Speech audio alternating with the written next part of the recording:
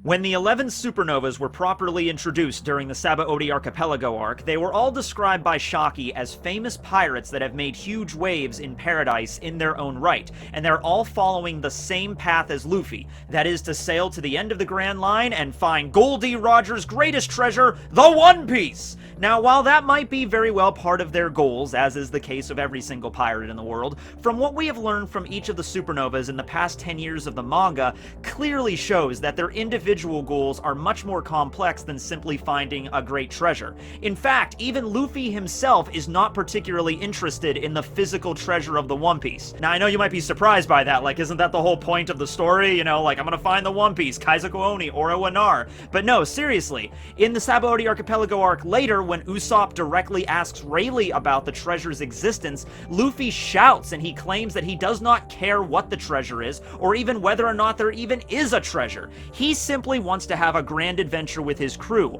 The One Piece is serving as the unifying goal, or the end point, or the finish line, but really nothing more than that. Even if the treasure itself turned out to just be an empty room with a note left by Roger, Luffy would not be disappointed or upset in the slightest, since by that point the Straw Hats have triumphed over so much adversity and hardships and came out of all of it together as a family. That right there would be enough to satisfy Luffy and prove that it was truly a grand adventure. So with that being said, let's take a look at the other goals and dreams of the supernovas and see what they're all really about. Some of them might be interested in the One Piece, some of them might just have that as a cover for something, and some of them might not really even be pirates at all. So let's look at that today. Okay, wow, that was cool. It's been a while since we actually had a proper introduction on these discussion videos, huh, Barry? Usually I just come out here and talk about ants or bakeries for a minute and a half until we finally get to the discussion of the video, or ants being employed by bakeries. I'm already getting off topic. Point is, today's video is, yes, we're going to be talking about the 11 supernovas, or super rookies, depending on the translation. I've actually had some people comment before that they're actually confused why I'm calling them the supernovas. I think that's purely just a Viz translation thing, and in the actual Japanese manga, they're just referred to as the Super Rookies. But you have to admit, Supernovas, that's a pretty cool title, right? The 11 shining supernovas, the stars of the first half of the Grand Line. Which of their lights will last the longest and which ones will burn out the fastest? Because, you know, that's the whole point of a supernova. It glows really, really bright, and then it slowly dies out. I'm getting off topic again, okay? We're talking about the goals and the dreams of the supernovas, because every now and then when I'm doing a video and I have to talk about Law's dream or whatever, I always remember what Shockey said at the bar when she was giving the names and the bounties for all of the supernovas to Luffy and Chopper, and I think Brook was there too, kind of listening to her, okay?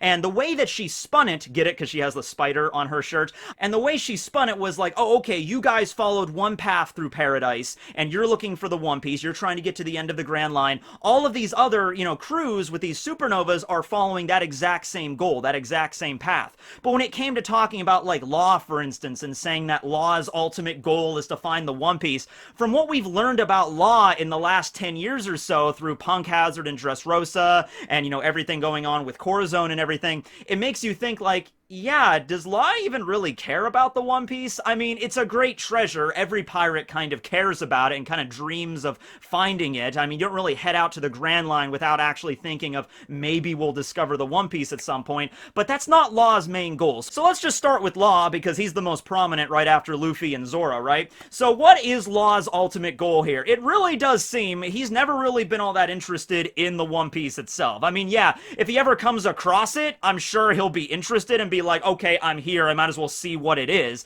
But no, his main goal as of right now is to uncover the mysteries of the Void Centuries. Specifically, he has an interest in the Will of D. So you know how all of the fan base is interested in, like, the ancient weapons and the Will of D and discovering what the One Piece is and what happened during the Void Century and everything?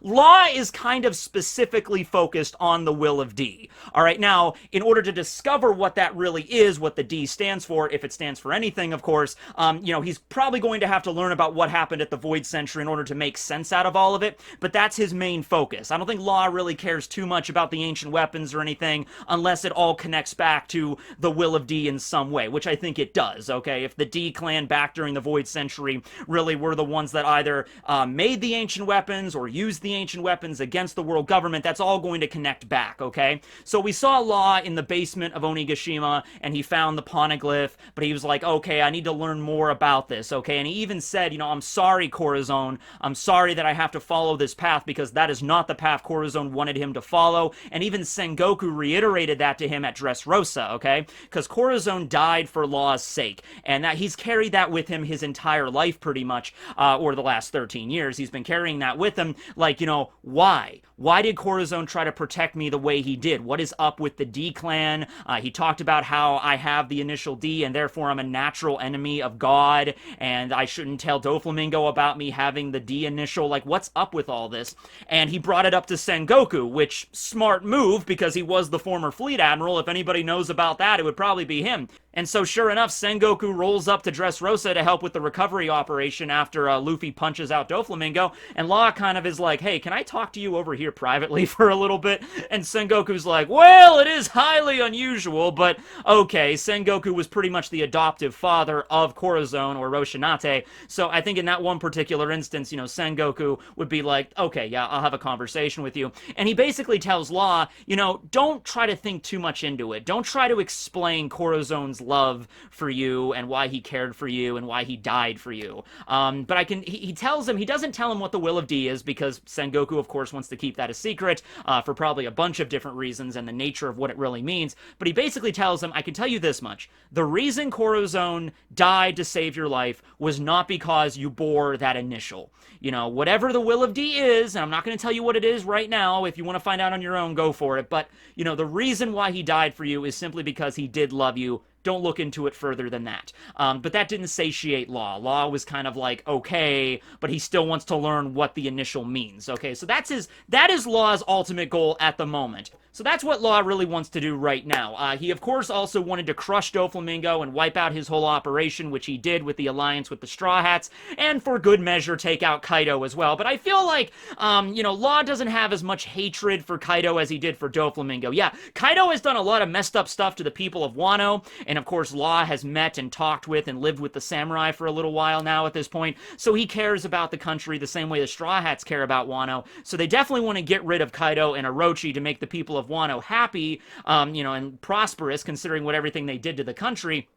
But definitely Law had more of a vendetta against Doflamingo than Kaido. And Doflamingo's been taken out, and he's an Impel Down right now. So Law is definitely happy with the way everything turned out, but he still has some questions that he needs answered, okay? So that's the situation right there with Law. Also, since Law has been palling around with the Straw Hats for so long, I don't know. I feel like after Wano, there might be a goodbye, because we've literally had Law as sort of a staple, sort of like a pseudo-extension of the Straw Hat crew since Punk Hazard. They left Punk Hazard, they went to Dressrosa, then they split up, and, Law was all throughout Dressrosa, then Law was there at Zou, and then, yeah, Law wasn't there at Totland, but then reunited at Wano. So Law has been around for a very, very long time. I don't know if it's going to be a situation where Law's like, alright, fine, I guess I traveled with you so far, might as well go with you to Elbath, and then eventually to Laughtail, or Lodestar, or whatever.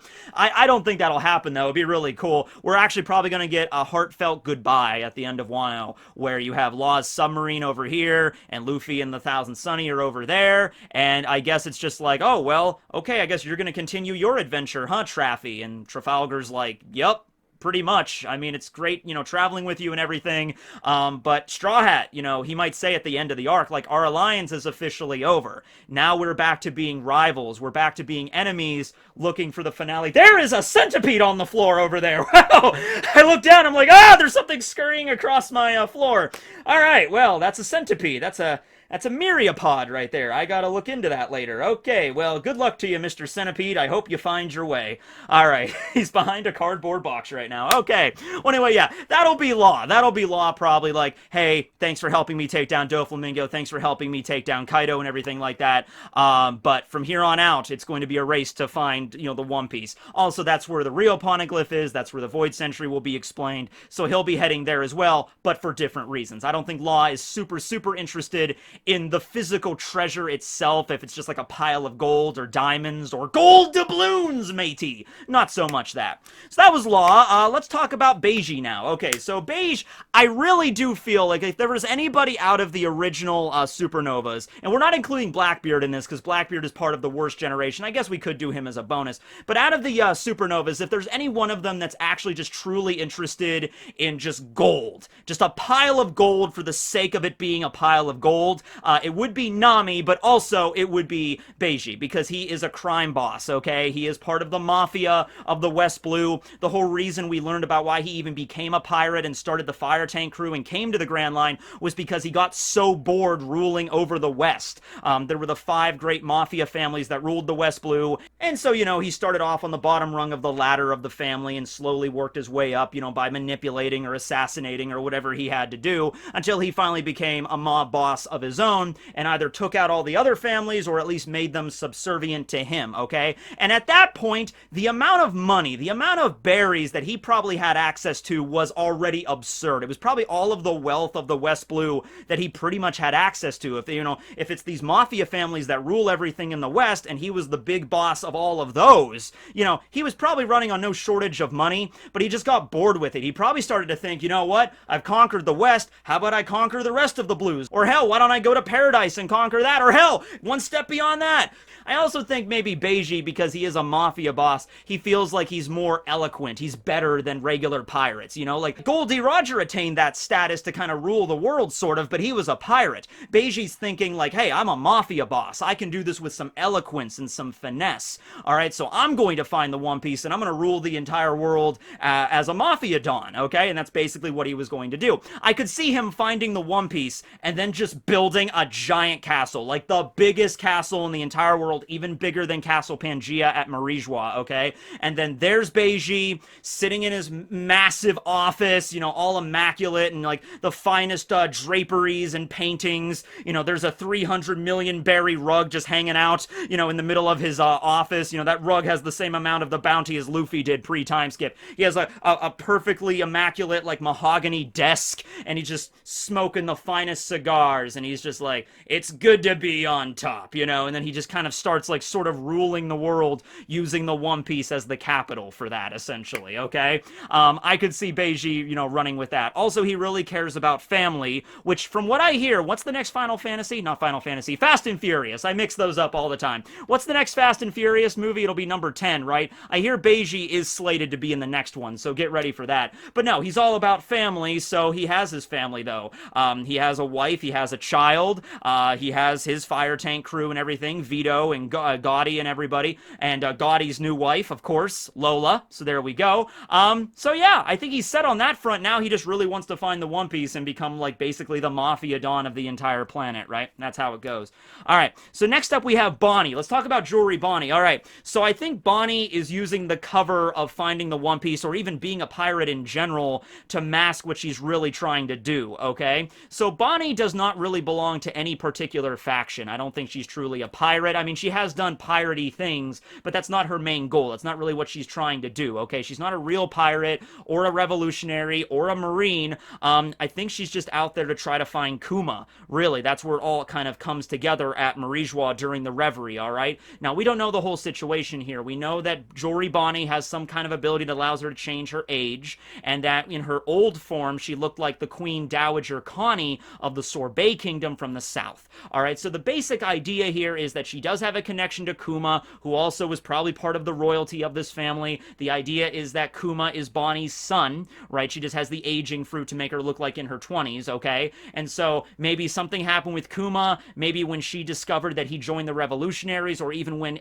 she discovered that Kuma had joined the government. Maybe that would have been the more notable thing. Like, Kuma has become a member of the 7 Warlords of the Sea. Maybe that was when Bonnie realized, oh man, I need to see what's going on with Kuma. I need to get out there in the world. I'm going to become a pirate, just to kind of like fool the rest of the world. I'm just a regular pirate, but no, I need to be out there to try to find Kuma, my son, or whatever Kuma's relation is to Bonnie, right? And so she founded her pirate crew and she sailed away. All right, now some people fall for the act and other people don't. Like, it was implied Akainu knew who Bonnie was, and, you know, it's like, oh, I'm glad we were able to capture you. You know, I shudder to think what could have happened if you got away, and Bonnie did end up getting away. The rest of her crew did get captured, though, okay? But yeah, Bonnie, I really do not think cares about the One Piece whatsoever. I think she just cares about the well-being of Kuma, also maybe the well-being of the Sorbet Kingdom, where she's Queen Dowager of.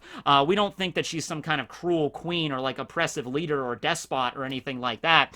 She just might just really, really care about family. So once again, the One Piece is family. That's what the One Piece will be. The Straw Hats walk in, it's just a giant mirror that reflects them. It's not a magic mirror or anything, just a mirror that reflects them, and just like, that was the One Piece, matey. That was the One Piece. And Luffy just looks in the mirror and sees his friends, and he's like, yeah, and then that was it, okay? But no, I don't think Bonnie's interested in the pirate life or, you know, the Marines. The Revolutionary Army, maybe, because Kuma works with them. If there was any faction I could see her working with, it would be the Revolutionaries. That was also in Artor and Gemini's Return to Reverie fan chapter they did last year. That basic plot thread connected, and I could definitely see that considering Bonnie and the Revolutionaries are at Reverie anyway for them to meet each other, okay? I could see that making a lot of sense, but I don't think Bonnie's really all that interested in the One Piece. I think she's more interested in just a giant cake or like the biggest pizza in the world. I think she's more interested in that and Kuma than the One Piece itself. Unless the One Piece is a giant pizza, which, write that down, it could be the case. All right. Moving on next to Hawkins. Now this is a perplexing one, okay? What is Hawkins' ultimate goal? I'll give you some time. You can think. I'm gonna have some water and maybe try to find that centipede. Mr. Centipede, where are you? Mr. Centipede. Okay. I'm leaving you alone. Okay. I'm gonna have to share my room with a centipede now. That's fine. Okay, that enough time? All right. Hawkins, so far in the story, seems to just follow his cards. He's very neutral in that regard. It's really what his cards tell him to do. Oda even came out in an SBS and said this. He takes his fortune-telling unbelievably seriously because it's not hard to see why. It gives him hard numbers and percentages, like, what is the chance I will die today? 2%. Okay, we're probably good. You know, there's always probably a little bit of a percentage that he would die, like, every single day, because you just never know what could happen, right? But if the odds are, like, against him, like they're about to go into battle with the admirals or something, what are the odds I'm going to die today in this battle with the 3 admirals? 99.8%! I should probably get the hell out of here, okay? That's Hawkins. Now, that's a good explanation on where Hawkins has gotten so far. Like, why did he decide to join up with Kaido? If he ends up defecting from Kaido's crew and switching sides, it's going to be because of his cards. I'm telling you right now, he's fighting Killer right now in the hall, but as soon as his cards tell him that, like, Luffy's on the winning side now, he's done. He's either going to try to switch sides, or if they won't let him join their side, like if Killer and Kid is like, screw that, we're not going to let you fight on our side, you just switch sides all the time.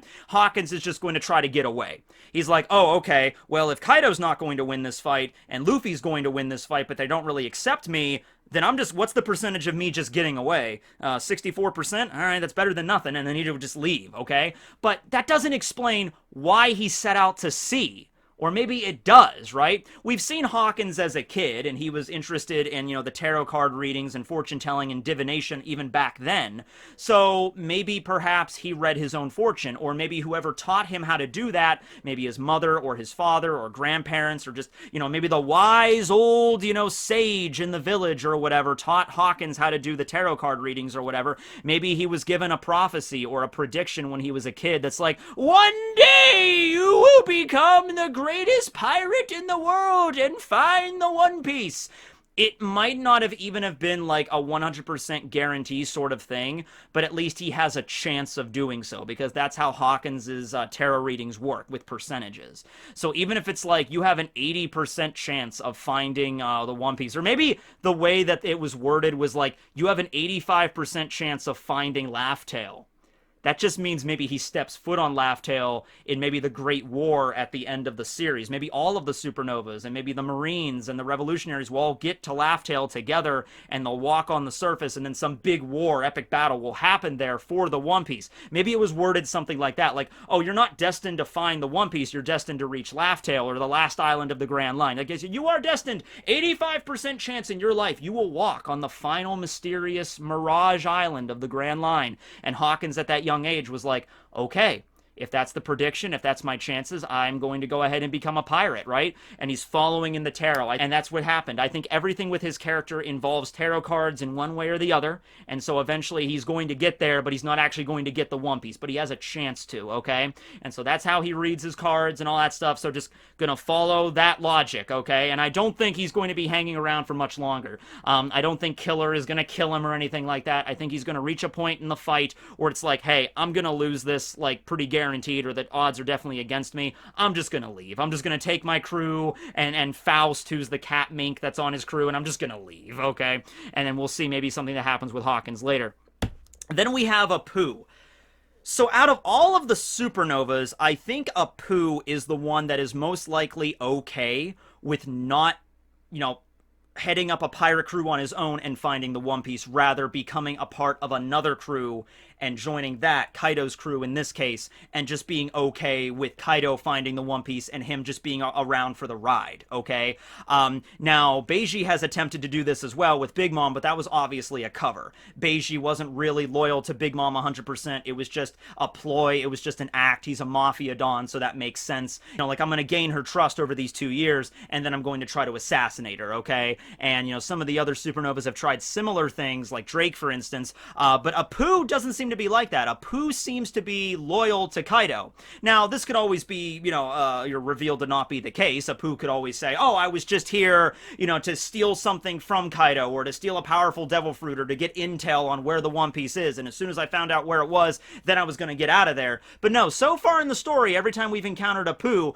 it seems to be like, hey, I'm the DJ working under Queen and Kaido, and they seem to have the best shot of finding the One Piece, so I'm just going to join up with them. And Apu still has his own crew and everything that are working with him. It's not like he's giving his crew up. It's just like, hey, I don't maybe have a chance in finding the One Piece on my own. Maybe he realized the New World is really scary, and the only way to possibly conquer it is to join up with one of the Yonko. And he picked Kaido because Kaido has the highest bounty active right now in the story that we know of, and he has the best chance. Even more of a better chance since he formed an alliance with Big Mom, okay? But so far from what we've seen, Apu doesn't really show any kind of sign of disloyalty to Kaido, or like, you know, I'm trying to sneak away from the battle and do something else. Now, what happened with Queen was something different, where Queen tossed him the antibody, and then he's like, wait, what? And he's like, now you have to, you know, kill him and take it. And everyone's like, oh, what the hell, Queen? Come on! And Apu got the hell out of there. That might make Apu dislike Queen,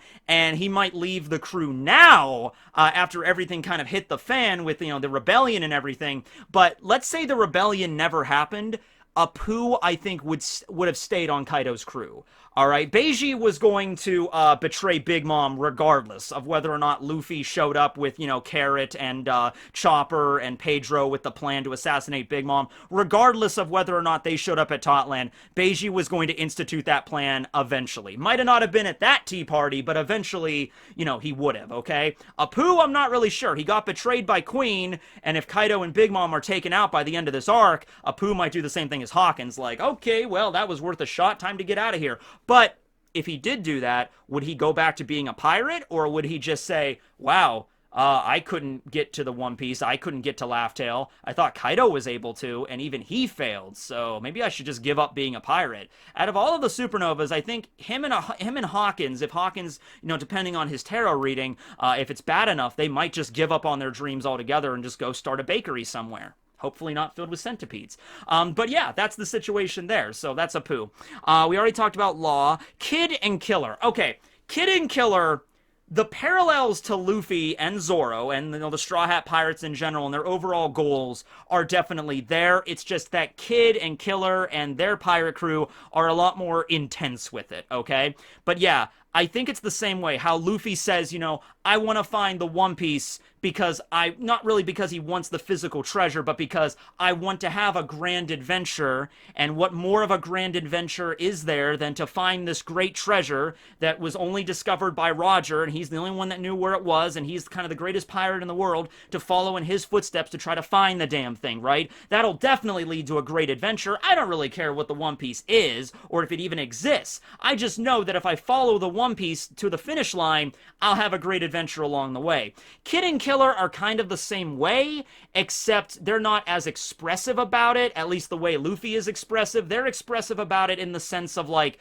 this is their dream since they were kids, and if anybody dares to laugh or joke about their dreams, or if they say, oh, you'll never be able to do that, or if they run across another pirate crew that are like, you're not going to find the One Piece, we're gonna find the One Piece. Yeah, Kid and Killer will burn them down and subsequently cut them up and shred them with Killer's Punisher blades.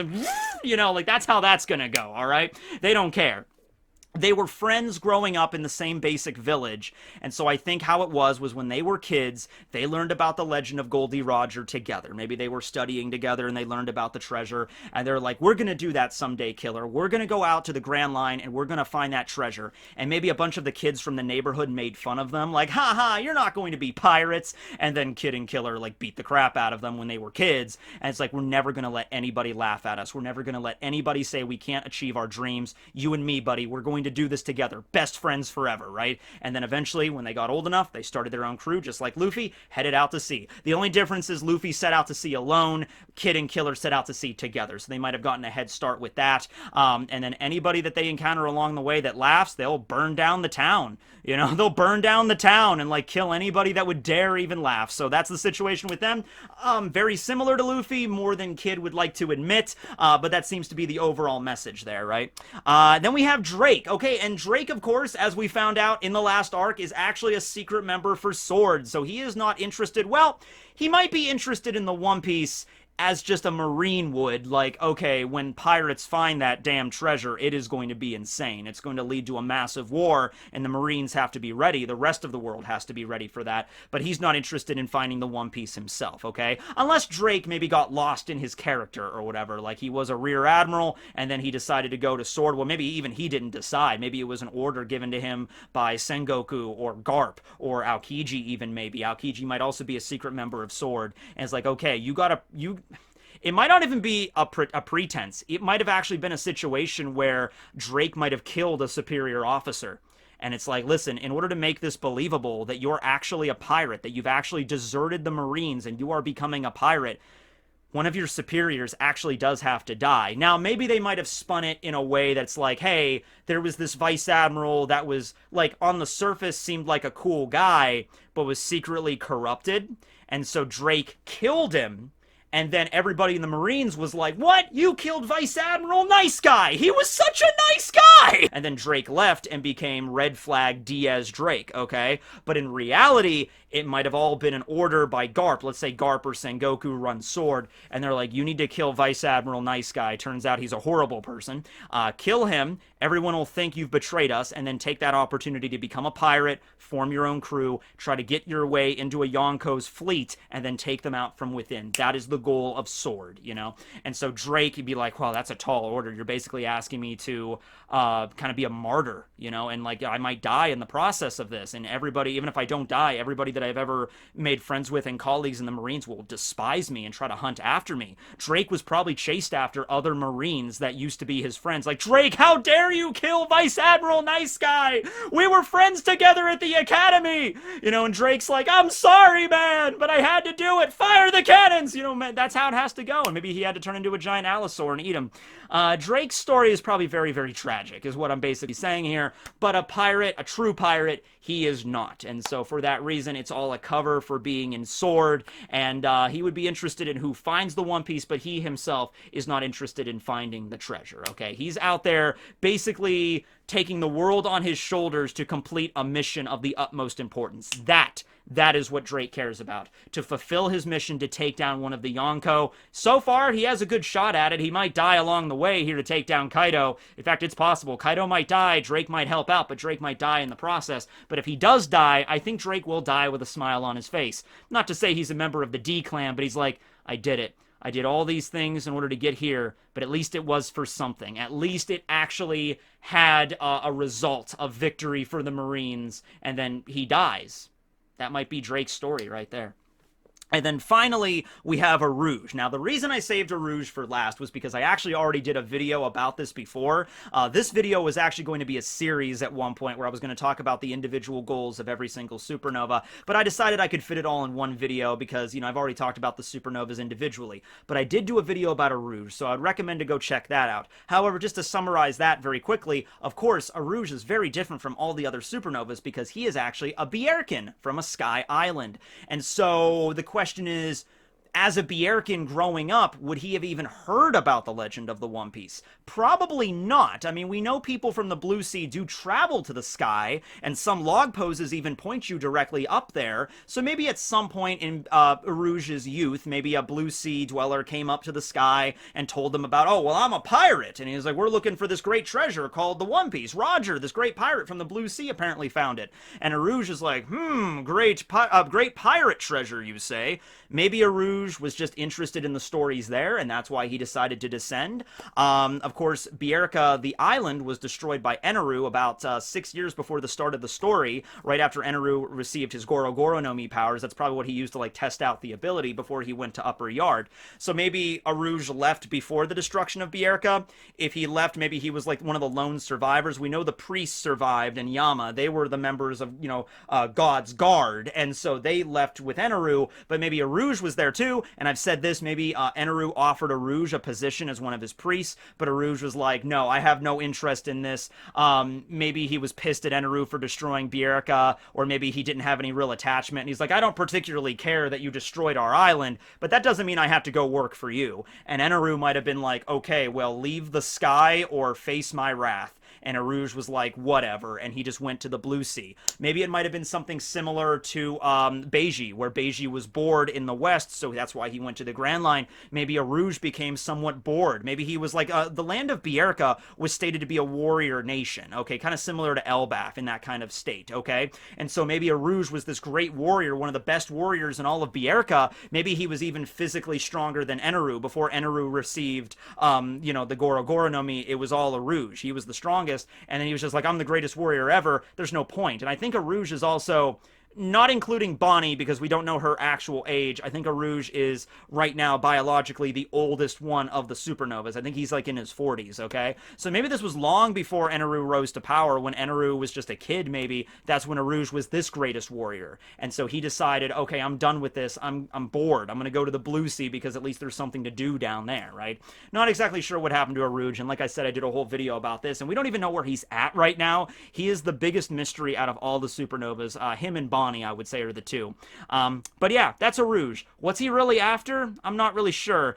I could see him being after the One Piece, though, just as, you know, just to relieve his boredom. Kind of the same thing with Beiji. You know, he's like, oh, it's a great treasure, and nobody else has gotten it? Okay, I'll give it a shot. Maybe that's a Rouge's goal. But other than that, maybe it might be to try to return to Bjerke someday and build it back up, or to fight against a really strong warrior or something. That's the idea for a Rouge. I guess I also didn't include Zoro and Killer.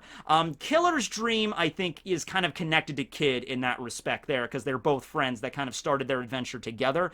But Zoro, of course, does have a little bit of a different goal. So, whereas Luffy is not really interested in the treasure, he's just interested in having an adventure, Zoro's goal is, yes, to become the greatest swordsman in the world, but also to make sure Luffy fulfills his dream. And we saw that when he bowed before Mihawk and put his own dream on the side so he could help Luffy's. So right now, I would say Zoro's dream is like, I need to be the pillar. I need to be the first mate of the Straw Hat Pirates to make sure that our captain, Monkey D. Luffy, achieves his dream to reach Laugh Tale. Even if Zoro realizes, okay, yeah, I know Luffy doesn't really care about it because he shouted to the whole crew at Sabaody at the bar, like, I don't care if there is a treasure or not. But Zoro's like, yeah, it's not about that. It's about our captain wants to get there and see if there's a treasure, and he's helped all of us out at different points, so I'm going to make sure we can get there. Come hell or high water, we are going to land at Laugh Tale and see what's going on with that. And then his secondary dream is Kuina's dream and his, when they were growing up, to become the greatest swordsman in the world, okay? And if he can achieve that dream along the way,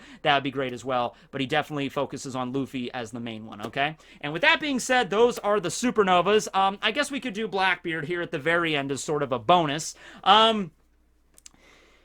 Blackbeard, I could see, honestly, two outcomes. Both are not that great. he does want to find the One Piece, and both of these outcomes sort of connect at the One Piece. Like, once he finds the One Piece, whatever it is, maybe it also includes the ancient weapons along with that package, you know, find the One Piece, now including ancient weapons. You know, once he finds that, it's either going to go one of two ways. One path is like the pure chaotic evil, destruction, burn the world down kind of situation.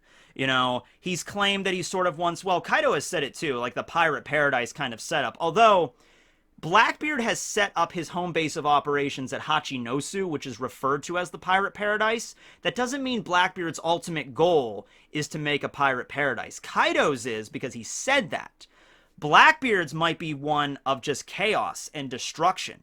Like, I'm going to find the One Piece, and because maybe he has an idea what the One Piece is, maybe it is the ancient weapons, I'm going to use the ancient weapons to destroy the world. All right? Maybe because that is the will of Rocks that dwells within him, you know, or it's his own corrupted nature or whatever. I'm not really sure. But that is one path. Or at the very least, the second option is, if not destroying the world, to rule the world with blood and destruction and fire is basically what his idea is. Find the One Piece, get the ancient weapons, rule over the entire world. It could also be a situation where maybe Blackbeard is aware of other planets, other places in the universe that exist that could harbor life. So he's like, I'm going to find the One Piece, and maybe something with the One Piece requires you to like destroy the planet or cause a mass cataclysm or drain the planet of its energy or whatever. In exchange, you can get out there and you can explore the stars or something like that. And so that's what he wants to do. Maybe see the rest of the world, because he is really interested in the rest of the universe, because he is really interested in archaeology and history and discovering everything. So yeah, but certainly whatever goal Blackbeard has in mind, it's not a good one. He also has the power of darkness and the power, as it was stated by Sengoku, the Gura no Mi, to literally destroy the entire world.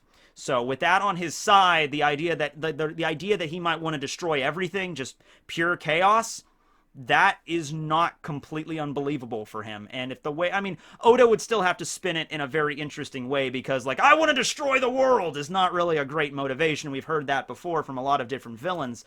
But Oda is a good writer, so he might be able to spin it in a way that makes sense. Like, he wouldn't die or his crew wouldn't die, but everybody else would, okay? And if they did, it would lead as like a sacrifice for something else. Perhaps. I'm not really sure. But anyway, that's the Supernovas and Blackbeard. So thanks for watching the video, everybody. This will be Tekking and Barry signing out. Later, everyone.